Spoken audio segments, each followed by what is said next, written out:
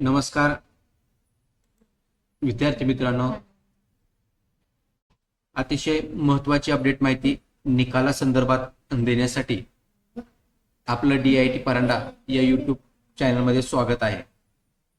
विद्यार्थी मित्रांनो, मागील महिन्यामध्ये आपण केंद्रीय शिक्षक पात्रता परीक्षा जुलै महिन्यामध्ये दिली होती। त्याचा निकाल आज सायंकाळी 5 वाजता जाहीर झाला आहे। म्हणजेच CTET केंद्रीय शिक्षक पात्रता परीक्षेचा निकाल जाहीर झाला आहे। हा निकाल कसा पाहायचा, कुठे पाहायचा या संदर्भातील माहिती देण्यासाठी आपल्या समवेत आलेलो आहे। विद्यार्थी मित्रांनो, सर्वप्रथम आपण diitnmk.in या वेबसाईटवर या। या वेबसाईटवर आल्याच्या नंतर केंद्रीय शिक्षक पात्रता परीक्षा निकाल या टॅबवर क्लिक करा।